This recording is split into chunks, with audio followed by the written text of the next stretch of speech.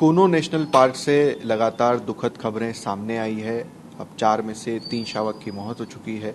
हमारे साथ बातचीत करने के लिए पीसीसीएफ जीएस चौहान सर हैं, उनसे बातचीत करते हैं। सर, सबसे पहले तो क्या कुछ रीज़न रहे हैं इन डेथ्स? ये इनके तो जो प्रथम दृष्टिया यही लगता है कि ये एक तो माल नॉरिश थे, अंडरवेट थे और हाईली डिहाइड्रेटेड थे। और इसका एक रीज़न समझ में आता है कि इस समय गर्मी बहुत ज़्यादा थी और उस पर्टिकुलर डे को लगभग 47 डिग्री टेम्परेचर वहाँ पे था, जिस कारण से उनको एक हीट एक्सपोजर हुआ।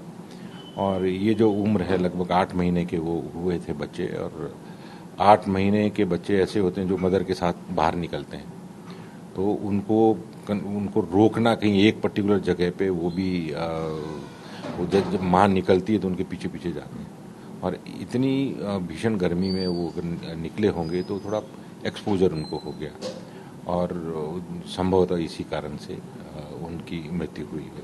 इसमें सर अब सवाल यही होगा कि कूनो नेशनल पार्क को पहले देखा गया, समझा गया, नामीबिया से टीम्स आई, साउथ अफ्रीका से आई, तो इस बात की भी तो जानकारी होगी कि इन दिनों गर्मी में मध्य प्रदेश तो तपता ही है, सबसे ज़्यादा तापमान रहता है, तो ये तो पहले से तय होगी चीज़ें कि तापमान तो रहेगा ही, फिर कैसे ध्यान रखा जाएगा? जी बिल्कुल बिल्कुल, ये हमने इमेजिन नहीं किया था कि ऐसे, किसी ने भी इमेजिन नहीं किया था कि ऐसे पीक समर में बच्चे खुले उसमें वो रहेंगे, एक्सपोज होंगे। बट जो एडल्ट एनिमल्स हैं, एडल्ट एनिमल्स का तो वो तो दे आर परफेक्टली फाइन। उनकी मदर उसी जगह रह रही है, शिकार कर रही है, अभी भी उसके बच्चे मरने के बाद भी उसने फिर शिकार किया है कल। तो उसमें जो एडल्ट एनिमल्स को पॉसिबली वो इम्यून सिस्टम उनका ज़्यादा काम करता है। छोटे बच्चे, बहुत ही छोटे बच्चे, वो इतनी भीषण गर्मी में एक्सपोजर उनको मिल गया तो हो सकता है वो सस्टेन न कर पाए उसको। चौथा जो शावक है सर, जो जिंदा बचा है, उसकी स्थिति फिलहाल कैसी है? वो रिकवर कर रहा है, तो अब तो काफ़ी अच्छा हो गया वो जिस समय उसको रेस्क्यू किया गया था उस समय उसकी हालत भी वैसी ही थी जैसी बाकी 3 की थी।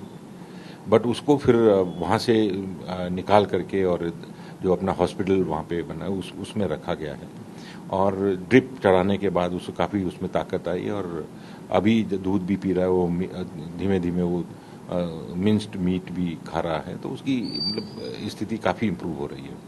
दूसरा सर, जो बाकी 3 चीता की मौत हुई थी उसको लेकर क्या जानकारी आई है? शुरुआत में जब हमने बातचीत भी की थी तो कुछ डिटेल्स निकल कर आए हैं कि क्या कारण रहे हैं? जी बिल्कुल, उसकी अभी मैं उसको आज ही हमको एक रिपोर्ट मिली है उसकी, जो हिस्टोपैथो एक डिटेल एग्जामिनेशन रिपोर्ट, तो उसको मैं अभी देख नहीं पाया हूँ, उसको देखना बाकी है। अन्यथा वो जो प्राइमा फेसी रीजन तो उस समय हमको पोस्टमार्टम रिपोर्ट से मालूम चल ही गया था। जो पहली फीमेल की डेथ हुई थी तो रीनल फेलियर के कारण से हुई थी। जो दूसरा मेल की डेथ हुई थी वो कार्डियो पल्मोनरी फेलियर के कारण से हुई थी, जिसमें लंग्स एंड हार्ट दोनों ही डैमेज थे। एंड ये तीसरी तो उसमें एपरेंट रीजन था, जो एक वायलेंट इंटरेक्शन जो अफ्रीकन जो मेल कोएलिशन था उनके साथ हुआ था, और उन्होंने उसको इतनी इंजरीज सस्टेन हुई है उस फीमेल को कि वो सकम कर गई उसको। सर, इसमें कुछ चीज़ें ये भी है कि साउथ अफ्रीका और नामीबिया से लाए गए थे, वहाँ इतने ज़्यादा तादाद में चीते हैं, तो क्या वहाँ भी इसी तरह की डेथ्स होती है जैसी यहाँ पर हो रही है? जी बिल्कुल, ये काफ़ी नेचुरल है ये, और जो हमारा जो एक्शन प्लान भी जो बना हुआ है, चीता एक्शन प्लान, उस चीता एक्शन प्लान में ये जो सक्सेस के पैरामीटर्स हैं उनमें पहला पैरामीटर यही रखा गया है कि 1 वर्ष के बाद, जब 1 वर्ष पूरा हो जाए तो 50% चीता जो हम लाए हैं वो जिंदा रह जाए, तो एक सक्सेस का पैरामीटर वो भी है। तो यानी 50% मोर्टालिटी आप पहले ही मान के चल रहे हैं, और ये बेसिकली साउथ अफ्रीका हो या नामीबिया हो या दूसरे अफ्रीकन नेशंस हो, सब जगह ये वाइडली एक्सेप्टेड फैक्ट है कि जब आप ट्रांसलोकेशन करते हैं तो उसमें मोर्टेलिटी काफ़ी हाई रहती है। अब इन सारी चीज़ों को लेकर पॉलिटिक्स हो रही है, हालांकि उसका सवाल मैं आपसे नहीं कर रहा हूँ, मगर जो वाइल्ड लाइफ एक्सपर्ट्स हैं वो भी कई तरह के सवाल खड़े कर रहे हैं कि देखिए इतनी बड़ी टीम है, इतनी मॉनिटरिंग है, फिर भी ठीक से देख रेख नहीं हो रही है, इस कारण से ये मौतें हो रही हैं। नहीं, देखिए इसमें देख रेख पे तो अगर जो भी क्वेश्चन ये कर रहे हैं तो हम तो ओपन है, हम तो मतलब उनसे भी रिक्वेस्ट करेंगे कि आप भी बताओ हमको कि हम हमारी जो सिस्टम एक बार समझ लीजिए, जान लीजिए हम क्या कर रहे हैं, उसके बाद आप भी हमें सलाह दीजिए। क्या मतलब इससे बेहतर और क्या किया जा सकता है। तो हम we are open for suggestions, है ना। मुझे ऐसा लगता है पर्सनली फील कि जो फील्ड की टीम हमारी कर रही है वो बिल्कुल एक्सीलेंट, बहुत बहुत अच्छा काम कर रही है। जो जो बाहर जो 6 चीता हैं वो उनकी भी 24 आवर मॉनिटरिंग हो रही है, और जो जो बड़े एंक्लोजर्स के अंदर हैं they are also doing well, अच्छा कर रहे हैं। चुनौतियां इसके अलावा भी कहीं और है सर। शिवपुरी में आज जो ट्रैकिंग टीम थी चीता की, उस पर हमला हो गया ग्रामीणों के द्वारा, उन्हें लगा डकैत आ गए। वेरी अनफॉर्चुनेट इंसिडेंट, और मुझे लगता है वो गलतफहमी में हुआ होगा। और वो रात को 3:30-4 बजे के आसपास वो एक मिस्टेकन आइडेंटिटी कुछ ऐसा हुआ होगा कि गांव वालों को गलतफहमी हुई। हमारे जो ट्रैकिंग स्टाफ है उनको गाड़ी छोड़नी पड़ती है जब एनिमल बाहर जाता है, तो वो 24 आवर उनके लिए मजबूरी ये है कि उनका वो सिग्नल नहीं छोड़ सकते वो लोग।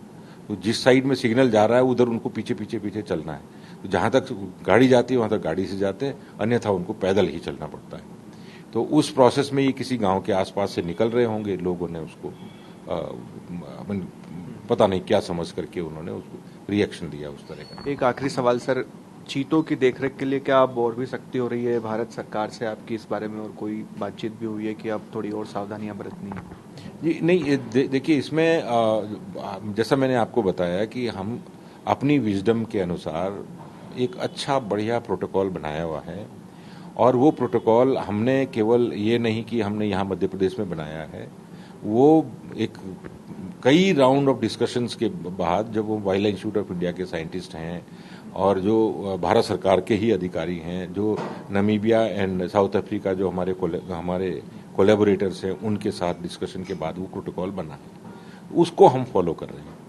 अब उसमें अगर उसमें कोई खामी है तो कोई बताए कि भाई ये खामी है, उसको इम्प्रूव करो, तो हम बिल्कुल इम्प्रूव करेंगे। जो शिफ्ट करने की चर्चा चल रही सर कि राजस्थान में भी और दूसरे भी अन्य नेशनल पार्क में, उसको लेकर कोई अपडेट आ गया? देखिए, मैं तो मध्य प्रदेश का चीफ वाइल्ड वार्डन हूँ, मैं मध्य प्रदेश की बात कर सकता हूँ, है ना।